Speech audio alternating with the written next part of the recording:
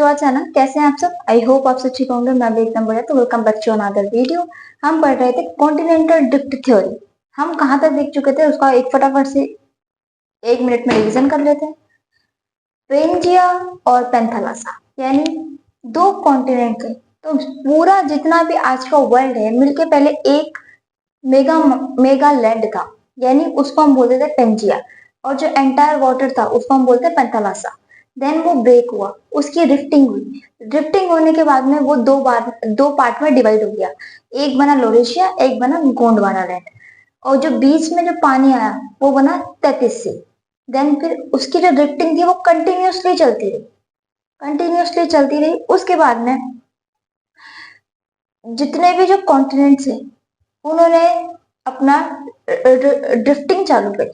Drifting कहाँ पे? जो नॉर्थ अमेरिका और साउथ अमेरिका था वो वेस्टवर्ड मूव कर गए, और जो इंडिया था वो नॉर्थवर्ड मूव कर गया। पर जो आज का जो हम मैप देखते हैं वर्ल्ड हिस्ट्री का, उसमें जो पूरा मैप है, आज का जो अरेंजमेंट है, हम वहां तक देख चुके थे। उसके बाद में जब सारे जो कॉन्टिनेंट है सब अपने अपने अलग अलग जगह पे चल गए। इसके बाद में north America, south America, Africa and Asia, Europe वाले पार्ट के बीच में जो पानी आया उसको हम बोलते हैं अटलांटिक ओशन। जो नीचे रह गया वो था सदर्न ओशन। ऊपर चला गया वो थी आर्कटिक सी। एंड इधर Indian Ocean. And then 33 sea already. जो 33 सी थी वो क्या बन गया? Meridian C. एंड जो पेंथालासा था, जो पेंथालासा का पानी था वो क्या बन गया? Pacific ocean. तो हम यहाँ तक देख चुके थे। आज हम देखेंगे उसका अगला पार्ट। ज्योग्राफी को इन्वायरमेंट से कैसे लिंक करा जाए वो देखते हैं हम। ज्योग्राफी को हम किससे करेंगे? इन्वायरमेंट से हम उसको जोड़ेंगे। सो ये है हमारा अफ्रीका। अफ्रीका के पास में यहाँ पे क्या है? इंडिया। क्या है ये? इंडिया। और ये अफ्रीका। ये दोनों पहले एक दूसरे से जुड़े हुए थे। क्या थे? जुड़े हुए थे। तो यहाँ का जो क्लाइमेट था, क्लाइमेट कौन सा था? अफ्रीका का क्लाइमेट था। कहाँ का था? अफ्रीका का क्लाइमेट था। अब ये जो इंडिया है ये ड्रिफ्टिंग करना चालू करेगा। क्या करेगा ये ड्रिफ्टिंग करना चालू करेगा। तो ये नॉर्थवर्ड करेगा। ये नॉर्थवर्ड यहाँ ड्रिफ्ट कर गया। अब यहाँ पहुंच गया हमारा इंडिया। सरकते सरकते सरकते सरकते कहाँ पहुंच गया? ये नॉर्थ में पहुंच गया। ये लोरेशिया से जुड़ गया। ठीक है। अब यहाँ का जो क्लाइमेट होगा, यहाँ का जो क्लाइमेट होगा वो कैसा होगा? एशिया के जैसा होगा। अब क्या जो यहाँ पे इंडिया का जो क्लाइमेट था वो सेम यहाँ पे इंडिया का क्लाइमेट रहेगा? नहीं। जब यहाँ पे इंडिया था तब इसका जो क्लाइमेट था वो अफ्रीका का जो क्लाइमेट था उससे मिला जुला क्लाइमेट था।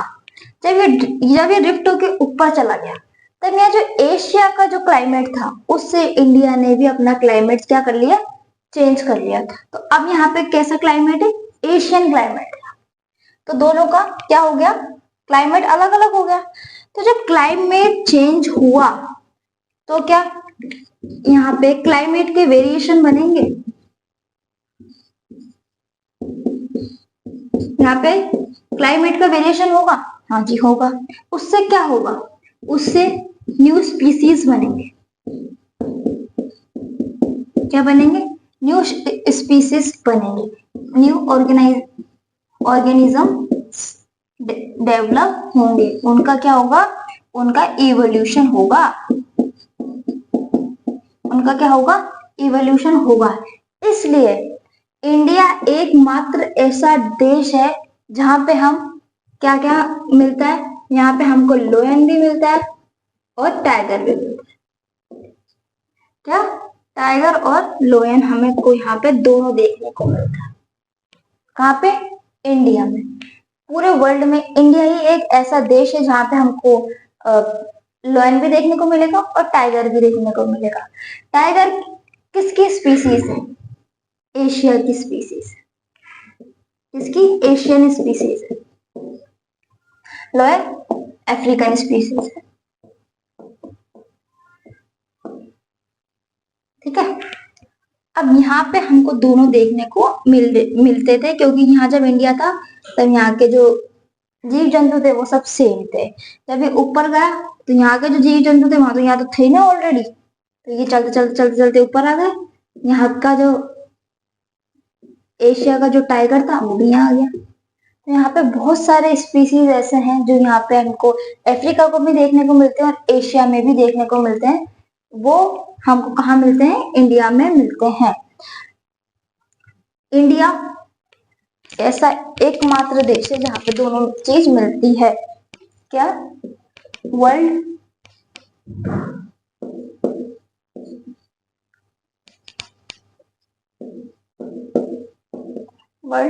फर्स्ट कंट्री जिसमें हमको ओनली ऑन इंडिया में हमको दोनों देखने को मिलते हैं। हमको इंडिया में शेर कहाँ देखने को मिलते हैं? गिर नेशनल पार्क। कहाँ पे? गिर नेशनल पार्क में देखने को मिलेंगे। क्या? गिर नेशनल पार्क में देखने को मिलेंगे। कौन? लोयन। तो समझे कि इन्वायरमेंट का भी कैसे रोल है ज्योग्राफी में। जैसे जैसे हमारे सब कॉन्टिनेंट्स का इवोल्यूशन हुआ, हमारे ह्यूमन बींग्स का इवोल्यूशन हुआ, वैसे वैसे स्पीसीज का भी इवोल्यूशन होगा। तो वो यहाँ से बढ़ते बढ़ते बढ़ते ऊपर गई, तो यहाँ पे बहुत सारी नई स्पीसीज डेवलप हुई, बहुत सी नष्ट भी हुई होगी और बहुत सी डेवलप भी हुई है। तो इसके यहाँ से यहाँ तक जाने का ये जो इसने रास्ता तय किया, उसमें इन्होंने जो स्पीसीज थे उन्होंने भी अपना इवोल्यूशन किया। तो ये हमने देखा कि ज्योग्राफी का एनवायरनमेंट से क्या रोल था। अब आप लोगों ने मुझसे एक क्वेश्चन दिमाग में आया होगा, स्पीसीज क्या है? स्पीसीज क्या है, कैसी है? देखो, जब दो सेम स्पीसीज है, यानी दो टाइगर है, तो क्या दो टाइगर एक दूसरे से मेटिंग कर सकते हैं? हाँ या ना? कमेंट सेक्शन खुला है। हाँ या ना? कर सकते हैं या फिर नहीं कर सकते? जब दोनों स्पीसीज सेम है तो क्या हम एक दूसरे से मेटिंग कर सकते हैं?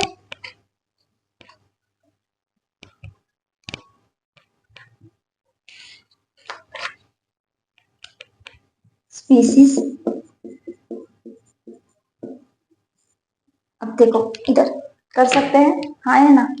कर सकते हैं। देखो ये है species, species A, species B are same, यहाँ पे भी टाइगर है, यहाँ पे भी टाइगर है। तो क्या ये दोनों मेटिंग कर सकते हैं? हाँ कर सकते हैं। इंटरब्रीड कर सकते हैं? हाँ कर सकते हैं, इंटरब्रीड कर सकते हैं। जो इनका बच्चा होगा, जो ऑफ स्प्रिंग होगा, वो फर्टाइल होगा, क्या वो भी बच्चे पैदा कर सकता है? हाँ जी कर सकता है। तो क्या होगा? Fertile of spring. क्या होगा? फर्टाइल जो होगा, ऑफ स्प्रिंग होगा, वो फर्टाइल होगा।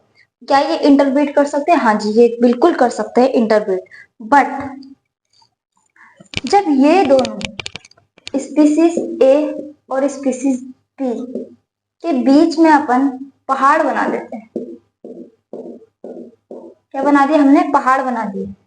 तो क्या, और पहले ये दोनों जब पास में थे तो ये दोनों इजीली मेटिंग कर सकते थे, मेटिंग कर सकते थे। पर अब हम इन दोनों के बीच में, दो टाइगरों के बीच में हमने पहाड़ बना दिए, तो क्या अब ये एक दूसरे से मीटिंग कर सके? कैसे करेंगे? पहाड़ आ गए इन दोनों के बीच में, तो इनके जीवन में तो बड़ा दुख आ गया। अब कैसे मीटिंग करेंगे? नहीं करेंगे। अब ये सालों सालों तक जब ये दोनों एक दूसरे से अलग रहेंगे, तो क्या ये दोनों सेम स्पीसीज रहेंगे? नहीं रहेंगे। ये दोनों सेम स्पीसीज नहीं रहेंगे। पहले ये सेम थे, बट जब हमने इनको बहुत टाइम तक के लिए दूर कर दिया, तो ये दोनों जो सेम स्पीसीज थे वो दोनों डिफरेंट हो गए, दोनों डिफरेंट हो गए। ये क्या, हमने क्या बना दिया? इनके बीच में एक जियोग्राफिकल बैरियर बना दिया। जियोग्राफिकल बैरियर हमने यहाँ बैरियर बना दिया इनके दोनों के बीच में, जिससे ये क्या हुआ, ये दोनों आपस में मेटिंग नहीं कर सकते, ये दोनों डिफरेंट स्पीसीज हो गए। पहले ये सेम थे, और जब इन दोनों को दूर रखा गया तो इनके बीच में जो सेम का एक पॉइंट था वो अलग हो गया। अब इन दोनों को सालों के साल बाद में वापस जब मिलाया जाएगा तब क्या ये मेटिंग कर पाएंगे, यस और नो? जब इनको सालों बाद मिलाया जाएगा तो क्या ये मेटिंग कर सकते हैं? नहीं कर सकते, बिकॉज ये दोनों एक अलग अलग स्पीसीज बन चुकी हैं। पहले सेम थी, लेकिन जब एक दूसरे से वो दूर रहे तो दोनों की जो स्पीसीज थी वो डिफरेंट हो, तो ये दोनों मेटिंग नहीं कर सकते। तो क्या अब इन दोनों अगर ब्रीड करेंगे तो इनसे ये दोनों तो ब्रीड नहीं कर सकते, अब कोई और ब्रीड करेगा, तो इससे क्या इवोल्यूशन होगा? इवोल्यूशन होगा, इससे न्यू स्पीसीज डेवलप होंगी। हाँ जी होंगी, न्यू स्पीसीज डेवलप होंगी इससे, हाँ जरूर होंगी। इंडिया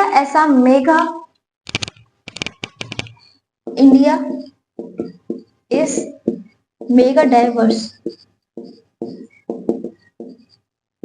मेगा डाइवर्स nation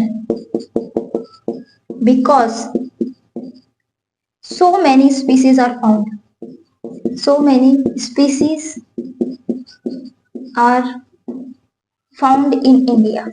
जब उसने अपना रास्ता तय किया, वो गोंडवाना लैंड का पार्ट था, अफ्रीका का पार्ट था, वहां से वो आगे बढ़ा, उसने सालों साल लगाए वहां तक पहुंचने में, कहां तक? एशिया तक पहुंचने में।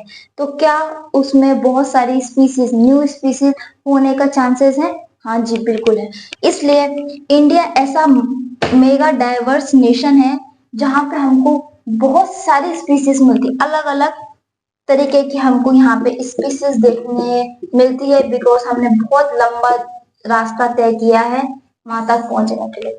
इसलिए जो इंडिया है वो मेगा डाइवर्स नेशन है, जिसमें हमको खूब सारी अलग अलग प्रकार की क्या देखने को मिलती है? स्पीसीज देखने को मिलती है। तो ये पॉइंट क्लियर हो गया कि स्पीसीज कैसे सेम है। अगर ये दोनों सेम रहेंगे तो ये मेटिंग कर सकते हैं, इनसे जो आराम से ये इंटरब्रीड कर सकते हैं, तो इनका ऑफस्प्रिंग होगा या इनका जो बच्चा बनेगा वो फर्टाइल होगा। हाँ जी फर्टाइल होगा, वो आगे जाके वो भी बच्चा कर सकता है। अगर हम इन दोनों के बीच में ज्योग्राफिकल बैरियर लगा देते हैं तो क्या ये दोनों सेम रहेंगे? बिल्कुल नहीं, ये दोनों दो अलग अलग डिफरेंट स्पीसीज बन जाएंगे। सो इसके मारे ही इवोल्यूशन होगा स्पीसीज का, जिससे हमको न्यू स्पीसीज देखने को मिलेगी, उनका डेवलपमेंट होगा किसका? स्पीसीज का। इसलिए हमको बोला जाता है India is a mega diverse nation because so many species are found in India. तो ये पॉइंट क्लियर हुआ। अब हम आगे बढ़ते हैं। अब आगे हम देखते हैं जो अंटार्कटिक ओशन है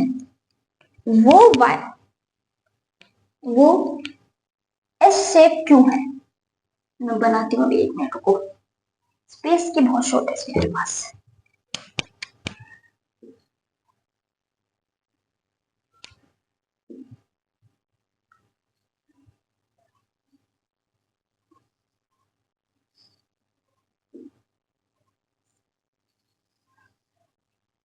कैसे?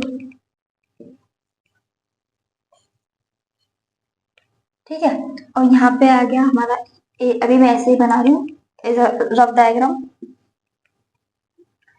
तो ये जो है ये एस शेप है, तो ये जो अंटार्कटिक ओशन है ये एस शेप क्यों है? कि किससे पूछा गया? एल्फ्रेड वेगनर से, कि भाई बता कि जो इन दोनों के बीच में जो ओशन है वो एस शेप का ही क्यों है? तो भाई बोलता इसलिए ये एस शेप है क्योंकि ये जो नॉर्थ अमेरिका है ना वो तो बहुत तेजी से आगे बढ़ गया, पर ये जो साउथ अमेरिका है वो आलसी था, तो वो धीरे धीरे आगे बढ़ा। इसलिए यहाँ पे एस फॉर्मेट की ओशन क्रिएट हो गई। तो क्या बोलता भाई?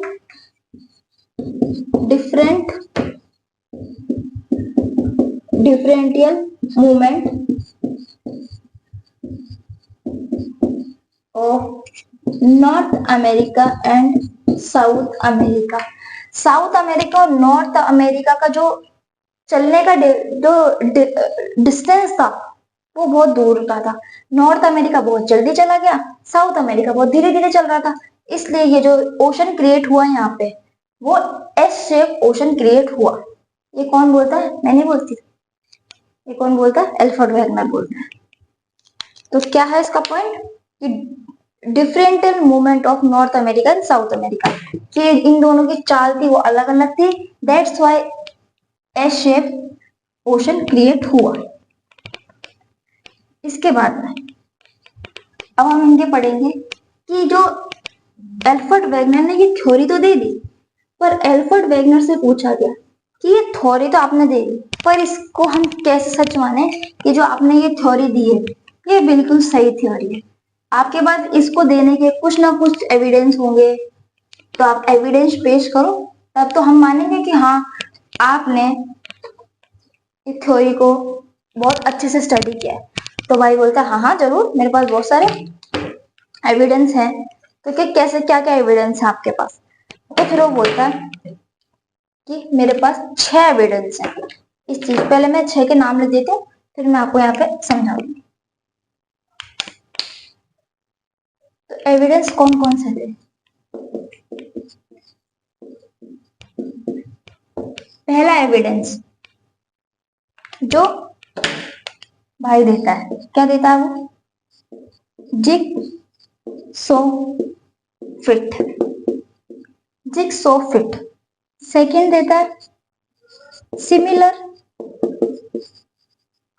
Similarity of rocks, similarity of rocks, similarity of rocks across ocean, across ocean, ocean. Third placer division, क्या? Placer deposits. Then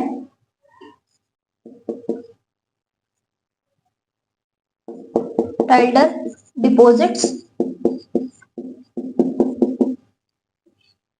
then biological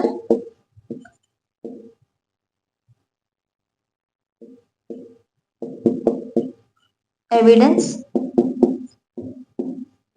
then fossil and botanical evidence। तो कितने एविडेंस देता है वो? 6। Jigsaw fit, similarity of rocks across ocean, placer deposit, tidal deposit, biological evidence and fossil and botanical evidence ये देता है। कौन देता है? एल्फ्रेड वेगनर देता है। अब पहले हम स्टार्ट करेंगे जिग्सॉ फिट से कि जिग्सॉ फिट क्या है। जिग्सॉ फिट देखो,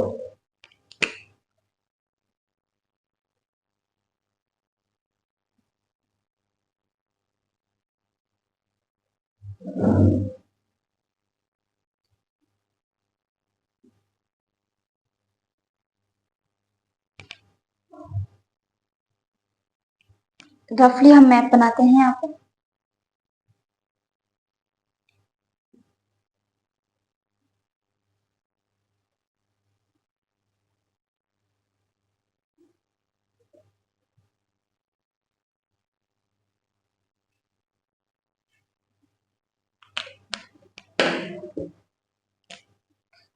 जिग्सॉ फिट, जिग्सॉ फिट क्या है? अब जिग्सॉ फिट का मतलब ये होता है कि ये जो सारे कॉन्टिनेंट्स है ये एक दूसरे से जुड़े हुए हैं, ये एक दूसरे में फिट हो जाते हैं। कैसे? ये जो साउथ नॉर्थ अमेरिका है, north America Europe in Asia में फिट हो जाता है। ये जो साउथ अमेरिका है ये अफ्रीका में फिट हो जाता है। ये सारे जो कॉन्टिनेंट्स है ये एक दूसरे में फिट हो जाते हैं। उसको उसने क्या बोला? Jigsaw fit theory. क्या? Jigsaw fit evidence. ये क्या बोलता है भाई कि सारे जितने भी ये कॉन्टिनेंट्स हैं ये सारे कॉन्टिनेंट्स एक दूसरे में मिल जाते हैं, एक दूसरे से मिलने के बाद ये सब जुड़ जाते हैं। South America, north America Europe और एशिया में फिक्स हो जाएगा। जो साउथ अमेरिका है वो अफ्रीका में फिट हो जाएगा, इंडिया अफ्रीका में फिट हो जाएगा, जो अंटार्कटिका है वो इसमें फिट हो जाएगा। ये सारे के सारे जो मेगा मास, जो मेगा लैंड बनेगा वो सब एक दूसरे से मिलके ही अलग अलग हुए हैं। इसलिए ये जितने भी कॉन्टिनेंट्स है ये सारे जुड़ जाएंगे। उसको उसने क्या नाम दिया? Jigsaw fit. किसने दिया? एल्फ्रेड वेगनर ने। इसके बाद में सेकंड सेकंड कौन सी है? सिमिलरिटी ऑफ रॉक्स एंड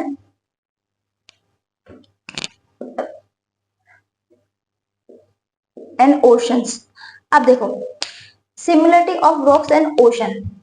अब एल्फ्रेड वेगनर बोलता है कि जो नॉर्थ अमेरिका है, नॉर्थ अमेरिका में यहाँ पे हमको एक माउंटेन रेंज दिखने को मिलती है।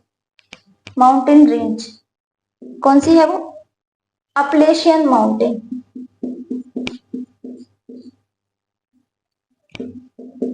अपलेशियन माउंटेन कहाँ पे? नॉर्थ अमेरिका में। सेम हमको यहाँ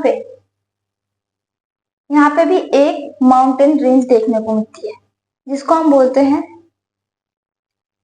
जोलियन माउंटेन रेंज। क्या बोलते हैं हम? Julian mountain range. ये दोनों, वो ये बोलता है इन दोनों का जो टाइम पीरियड है, रॉक्स का जो हम कैलकुलेशन लगाते हैं कि ये कितने साल पुरानी रॉक्स है, तो इसकी जो एज निकल के आती है इन दोनों की वो सेम है। इन दोनों की जो रॉक्स की जो एज है वो सेम है। इन दोनों की जो क्वालिटीज है स्टोन की वो भी सेम है। दैट्स वाई हम ये कह सकते हैं कि ये कभी ना कभी इसके पास में रहा होगा, ये बिल्कुल पास में होगा। इसलिए यहाँ पे दोनों की जो एज है वो सेम पाई जाती है, क्वालिटी सेम पाई जाती है दोनों रॉक्स की। इसलिए एल्फ्रेड वेगनर बोलता है जो similarity of rocks and across ocean. अब बताओ यहाँ के जो रॉक्स है वो यहाँ पे कैसे पहुंच गए? बीच में तो ओशन है। इसलिए वो यूं बोलता है कि ये दोनों कभी ना कभी मिले होंगे, पहले ये दोनों एक होंगे, बाद में ये ड्रिफ्टिंग हुई होगी, बाद में ये टूटा होगा। इसलिए इन दोनों की जो एज है वो सेम मानी जाती है। तो 2 पॉइंट क्लियर हुआ क्या? Jigs of it and across of rocks and ocean. अब हम बात करेंगे प्लेजर डिपॉजिट के बारे में। प्लेजर डिपॉजिट क्या है? प्लेजर डिपॉजिट एक डिपॉजिट बनता है जाके समुन्द्र में। किस लिए बनता है हम देखते हैं।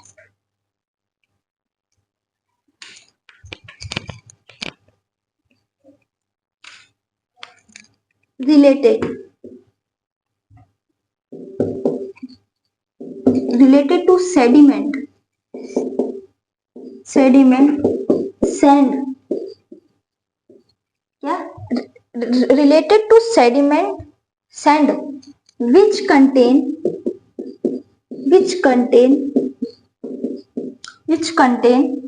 previous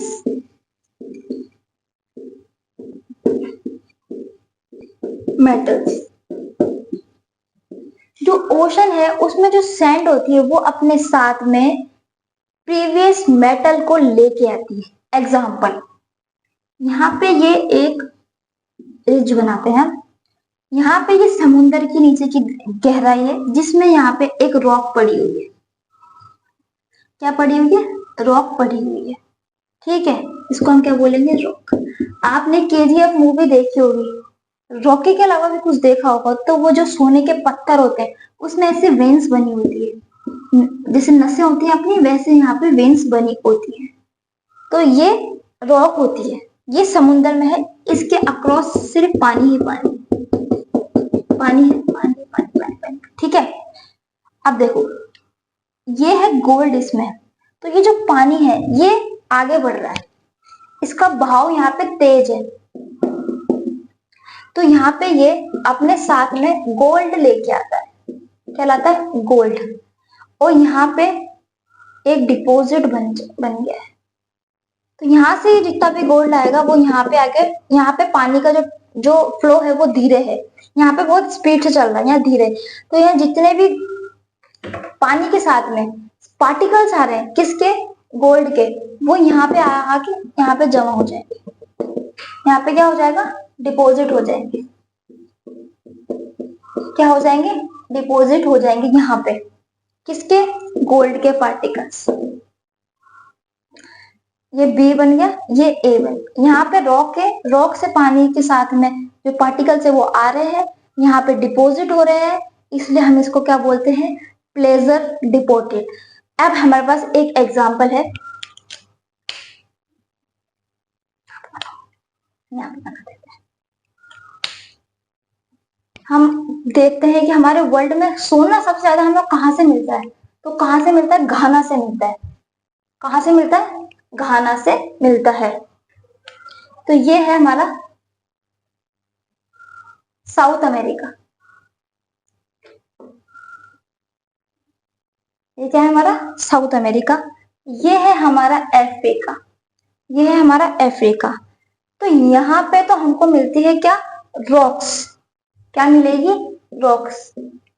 इसको हम क्या किस नाम से बुलाते हैं, rock bearing gold, sorry rock, क्या बोलाते हैं, rock bearing gold bearing rock, क्या, गोल्ड बियरिंग रॉक। इसने सारे गोल्ड को इकट्ठा कर रखा है, इस सारा जो गोल्ड है वो इस रॉक में है, इस रॉक में। और यहाँ पे हमको एक जगह मिलती है जिसको हम बोलते हैं घाना, घाना, घाना हमारा ये क्या है, गोल्ड कोस्ट, ये क्या है, गोल्ड कोस्ट। घाना में सबसे ज्यादा हमको सोना देखने को मिलता है यहाँ पे। अब यहाँ पे कि यहाँ से यहाँ कैसे आया, इसलिए आया, यहाँ पे एक नदी जाती है जिसको हम बोलते हैं अमेज़न, अमेज़न। कौन सी नदी जाती है, अमेज़न। तो अमेज़न के जो नदी है वो इधर की तरफ में बहाव कर रही है। तो यहाँ से यहाँ पे जो रॉक पड़ी हुई है, ये रॉक से पानी अड़ अड़ के यहाँ पे जो जितने भी सेडिमेंट होंगे, जो गोल्ड के सेडिमेंट्स होंगे, वो यहाँ से यहाँ पे जाके कहाँ इकट्ठे हो रहे हैं, घाना में इकट्ठे हो रहे हैं। इसलिए यहाँ पे हमको सबसे ज्यादा सोना मिलता है, कहाँ से, घाना से। तो यहाँ पे ये क्या बन गया, ये तो बन गया गोल्ड डिपॉजिट। यहाँ पे गोल्ड डिपॉजिट हो रहा है, और ये जो रॉक है इसको हम क्या बोलते हैं, गोल्ड ब्रेकिंग रॉक। यहाँ पे हम ये जो रॉक है इसमें सारा गोल्ड है, और यहाँ पे इसके पास में कौन सी नदी निकलती है, अमेज़न नदी निकलती है। तो यहाँ से सारा जो गोल्ड है वो बहता बहता बहता बहता सैंड के माध्यम से, या हम उसको बोलते हैं छोटे छोटे सेडिमेंट्स के तौर पे बहता बहता कहाँ चला जाता है, गाना। गाना हम बोलते हैं इसको गोल्ड कोस्ट, ये गोल्ड कोस्ट है जिसको हम बोलते हैं गोल्ड डिपॉजिट आम भाषा में। तो ये समझ में आ गया, क्या सब हमने देखा, प्लेजर डिपॉजिट। अब इसके बाद में क्या, सेम जो ये टाइटल डिपॉजिट है ये भी सेम है। ये क्या है, जब ग्लेशियर है, तो ग्लेशियर जब बन रहा है, ग्लेशियर जब मेल्ट हो रहा है, तो ग्लेशियर अपने मार्क्स छोड़ता है। क्या छोड़ेगा, मार्क्स छोड़ेगा। ग्लेशियर अपने मार्क्स छोड़ रहा है, पर जब जहां से ग्लेशियर का जो बर्फ मेल्ट हो रही है, तो वो पानी के साथ साथ निशान तो वो छोड़ ही रहा है, पर वहां पे सैंड, छोटे छोटे मिनी स्टोन्स, ये सब अपने साथ में वो लेके जा रहा है, अपने बहाव में वो सब भी लेके जा रहा है, वो सारे सेडिमेंट्स भी लेके जा रहा है, और आगे जाके कोई डिपॉजिट में वो उसको वहां पे स्टोर हो रहे हैं। वो जहाँ पे पानी का फ्लो कम हो जाएगा वो सब वहां पे इकट्ठे हो जाएंगे, क्या, सेडिमेंट्स, रॉक के सेडिमेंट्स। तो टाइटल डिपॉजिट क्या है, इसमें जिसमें वो ग्लेशियर के मास के साथ साथ वो छोटे छोटे सेडिमेंट्स, पार्टिकल्स भी वहां छोड़ रहा है, उसको हम क्या बोलते हैं, टाइटल डिपॉजिट, ये हम बोलते हैं। इसके बाद में बायोलॉजिकल एविडेंस, क्या है ये, बायोलॉजिकल एविडेंस। तो एक जानवर है, चूहा बोलते हैं इसको, इसका नाम है रोडेंट। तो जो रोडेंट है ये क्या है, इसको अगर आप एक कमरे में छोड़ दोगे, 10 चूहे छोड़ दो आप एक कमरे में, इनकी जो पॉपुलेशन बढ़ाने की जो स्पीड होती है वो बहुत तेज होती है, वो 10 के 300 बन जाएंगे सिर्फ थोड़े दिनों में। तो इनकी जो पॉपुलेशन है वो बहुत तेजी से इंक्रीज होती है, तेजी से इंक्रीज होती है। अब इंक्रीज हो रही है इनकी पॉपुलेशन, तो जब इनकी पॉपुलेशन इंक्रीज हो जाती है तो ये सब जितने भी होते हैं ये सब वेस्ट वर्ड जाने लगते हैं, क्योंकि इनको लगता है कि वेस्ट में भी जमीन है तो हम बच जाएंगे। इनको अभी भी ये लगता है कि हमारे जो कॉन्टिनेंट्स है वो सारे, जितने भी कॉन्टिनेंट्स थे नॉर्थ अमेरिका और साउथ अमेरिका, वो वेस्ट वर्ड मूव हुए, तो ये सोचते हैं कि हम भी वेस्ट वर्ड मूव जाएंगे तो वहां पे जमीन है। पर इनकी गलतफहमी होती है, यहाँ पे आ जाती है नदी, क्या आ जाती है नदी, तो ये सारे के सारे नदी में कूद के सुसाइड कर लेते हैं। इससे पॉपुलेशन भी कंट्रोल हो जाती है, पर इनकी मेमोरी में अभी भी ये चीज फीड है कि अगर हमें जान बचानी है तो हमें वेस्ट की तरफ ही जाना पड़ेगा, वेस्ट की तरफ जमीन है। इसलिए ये जो जानवर होता है ये भी किधर की तरफ मूव करता है, वेस्टवर्ड मूव करता है। कौन? रोडेंट। तो इसमें क्या हमने देखा, when the population is increasing so that travelling towards the west because they still feel the land is continent and so they suicide and the population is also controlled. तो इनकी जो पॉपुलेशन है वो अपने आप कंट्रोल हो जाती है। ये क्या हुआ? Biological evidence. क्या हो गया ये? Biological evidence. अब देखो लास्ट वाला क्या बचा, फॉसिल और बॉर्डेंडियल एविडेंस। अब ये क्या है? हमारा जो आज का प्रेजेंट डे मैप है उसको एल्बर्ट वेगनर बोलता है कि अलग अलग इसलिए हुआ ये कि कॉन्टिनेंट्स टूटे, पर पहले ये सब सेम थे, इसलिए हमको यहाँ पे बहुत सारी स्पीसीज होती है जो वो हमको अफ्रीका में भी देखने को मिलती है, वो हमको साउथ अमेरिका में भी देखने को मिलती है, वो हमें इंडिया में भी देखने को मिलती है, और एज वेल एज हमको ऑस्ट्रेलिया में भी देखने को मिलेगी और अंटार्कटिका में भी देखने को मिलेगी। तो वो कौन सी स्पीसीज है? एक होता है मेसासोरस। मेसासोरस जो है वो हमको कहाँ कहाँ देखने को मिलता है? वो हमको मिलता है अफ्रीका एंड साउथ अमेरिका।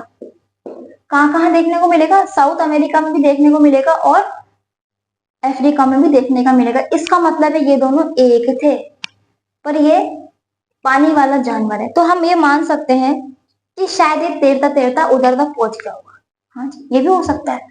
पर एल्फ्रेड वेगनर कहता है चलो जानवर तो ठीक है, पर मैं तो जानवरों की बातें नहीं कर रहा, मैं तो प्लांट्स की बात कर रहा हूँ। एक प्लांट ऐसा है जो हमको कहाँ कहाँ देखने को मिलता है, पहले मैं नाम लिखती हूँ उसका। क्या है? ग्लोसोपोर्टिस। क्या? ग्लोसोपोर्टिस जो एक प्लांट है, क्या है? प्लांट है, वो हमको कहाँ कहाँ देखने मिलता है? पहले तो ये फाउंड होता है, कहाँ पे फाउंड होता है? ये सदर्न हेमिस्फीयर में, जो सदर्न कॉन्टिनेंट्स है, सदर्न कॉन्टिनेंट्स में ये हमको फाउंड होता है, जैसे साउथ अमेरिका, अफ्रीका, इंडिया,